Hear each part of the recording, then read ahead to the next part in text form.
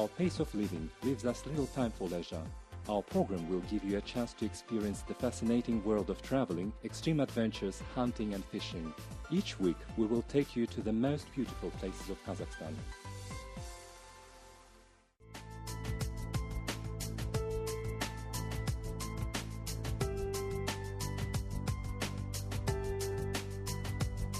Among international trophy hunting associations, hunting in mountains is the most demanding kind of hunting sport. Mountain hunt requires various traits and skills from the hunter, which can be gained only with experience, and only a few experienced hunters become skillful ones. They have to be able to climb up and down steep slopes. Hunting in mountains also requires basic mountaineering skills. Hunters have to be good horse riders and good riflemen.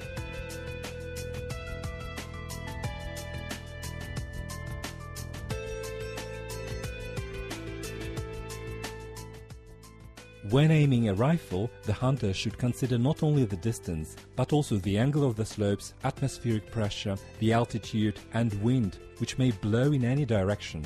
Mountain game reserves are usually located far away from airports and other similar transport infrastructures. This makes this kind of hunt a lot more expensive than hunting across plains. Therefore, the members of the International Association of Mountain Hunters are mostly wealthy people. The members of the largest international mountain hunting clubs spend hundreds of millions of dollars on this leisure activity. The money, according to the club's policy, goes to cover the local wildlife recovery efforts. Kazakhstan became a popular destination for mountain hunters at the beginning of the 1990s, and our country quickly gained popularity among them. In our country, hunters can enjoy hunting in a wild setting, which is difficult to compare to anything else. Nowadays, virgin wild areas have become a luxury that not many can afford.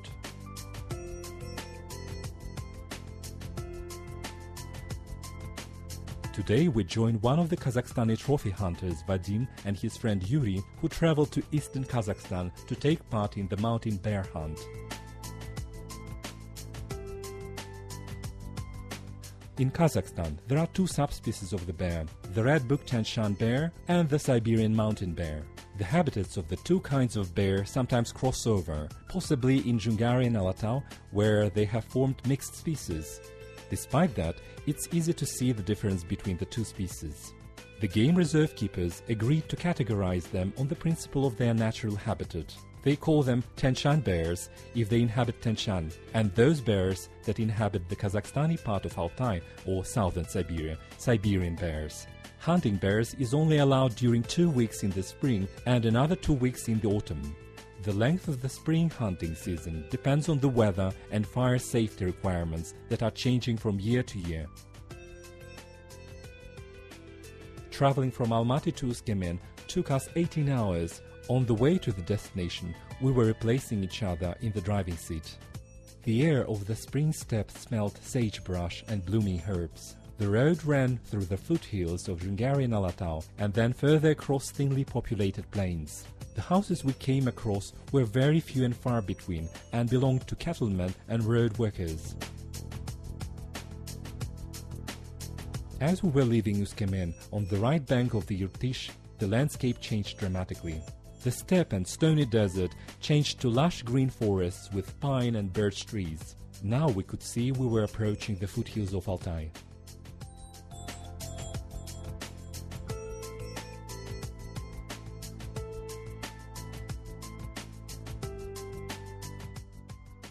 In the town of Rida, we rented 3 single bedrooms for $150, and that included breakfast and dinner for 3 of us.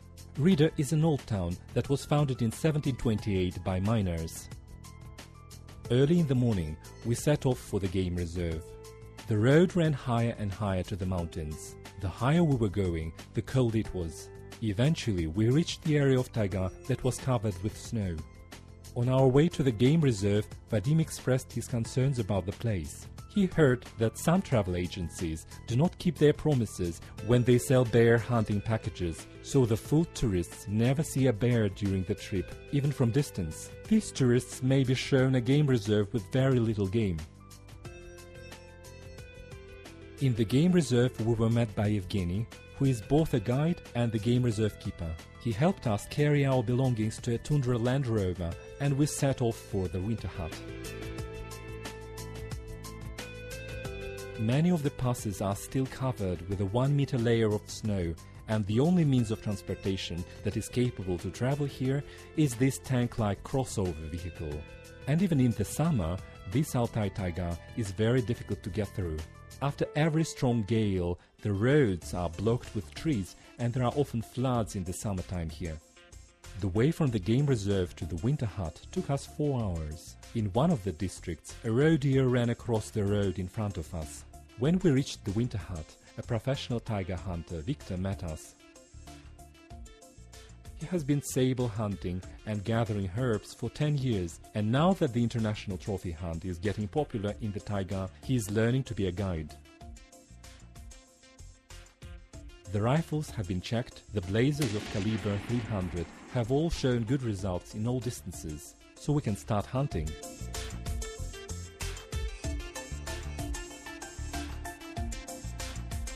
We're moving towards the Tigiretsky Ridge. Мы сейчас поднимаемся на белок, на границе между Казахстаном и Россией. We're climbing up the snow cap now. It is right on the border between Kazakhstan and Russia. During the first 20 days of April, bears rise from their hibernation and graze quite actively during the first month after the long break, as they have to put on more weight to be in a good shape again. It's amazing to see that despite 6 months of not eating anything, the bear still has a lot of energy. We hide under a fir tree and a female roe deer runs up towards us. It can smell the humans, but cannot locate where the smell is coming from. The deer looks anxious.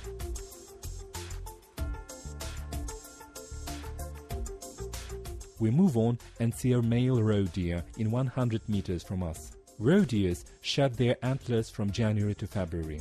By the beginning of March, they have new, soft antlers that are covered with fringes. By the end of April, roe deers are usually in hard antlers. The animals get rid of the dry layer of their antlers by rubbing them up against trees. For male roe deers, having antlers is not only decoration or a sign of their masculinity. Antlers are also an extremely useful tool in the fight in the survival of the fittest.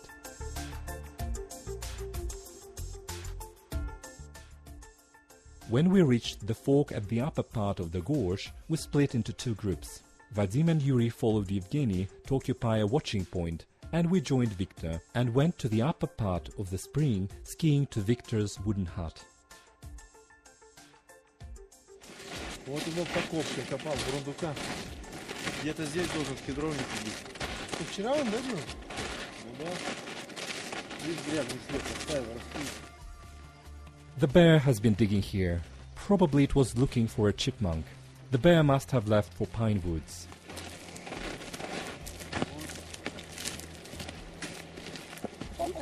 It has left messy traces here. See, it must have found the chipmunk and its provisions of nuts. There are no traces of the chipmunk. Apparently, it couldn't have run away from the bear. It should be somewhere in the pine woods.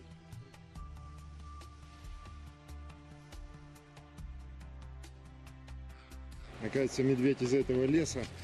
The bear left the wood for this slope. It's quite a large bear. Здоровый мишка. On the slope of the hill opposite us, we can see a so-called white bear. Actually, its fur is not white, it's cream white. It's a mature animal, but not a large one. As male bears grow older, they tend to get more hostile to their own species and tend to be cannibalistic. Female bears may have to protect their cubs from their hungry fathers. Old male bears that lose their reproductive function are yet dangerous for young bears, as the former are larger and stronger than the latter. Old species may kill young bears. They also force young bears out from the areas rich in food. There is a common practice of shooting these old male bears for sanitary purposes. This sanitary shooting is good to implement as trophy hunting. In this case, sanitary shooting is a source of good income for game reserves. This money can go to wildlife protection and reproduction.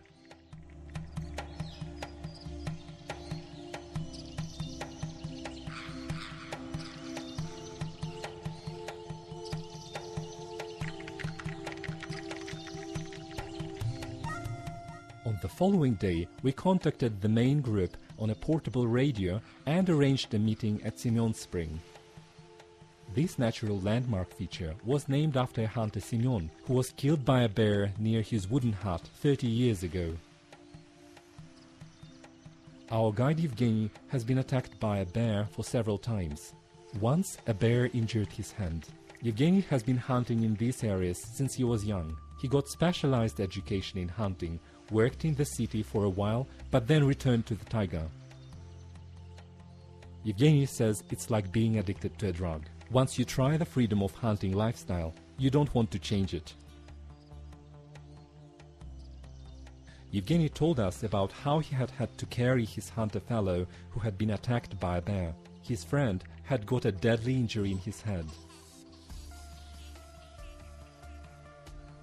In the evening, we eventually find a bear, not a huge one, but good enough to become a trophy. Vadim makes a decision to hunt it. During the trophy hunt, a decision to chase the animal is made by the client, and the guide's job is to provide as many opportunities as possible for the client to find the trophy that has record qualities.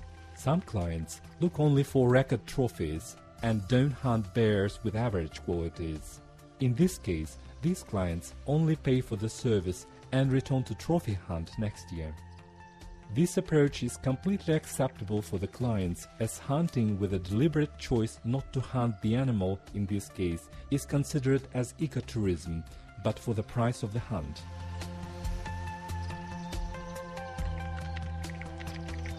Напротив, на склоне пасется большой седой медведь, но мы... Over there on the slope there is a bear looking for food, but we cannot approach it because the way to the slope is clear and the bear will notice us. Tomorrow we might be able to approach it at the riverside.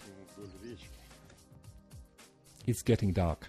We realize we won't be able to return to the camp in time and decide to spend the night at the site in the open air by the fire. At night the temperature here is as low as -7 degrees centigrade. Evgeny and Victor fall asleep by the fire, but we cannot sleep as we're half warm where our bodies are close to the fire and half cold. So we have to turn our bodies over to the fire to make ourselves warm.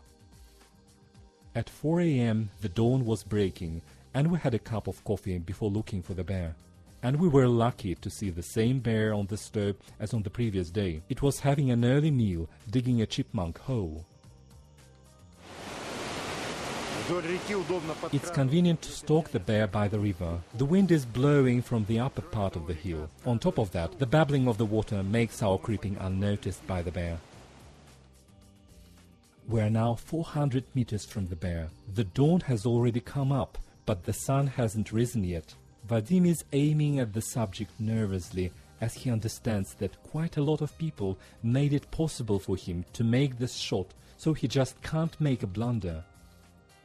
Vadim has made it. We congratulate the young man with his real baptism by fire to become one of the mountain hunters. Evgeny now treats Vadim as his brother, and this is not familiarity. It indicates that Vadim has got through the acid test and is now in the brotherhood of mountain hunters. Vadim wants to hang the fur of the bear in his office. He will give its bile and paws to his mother, who is fond of alternative medicine.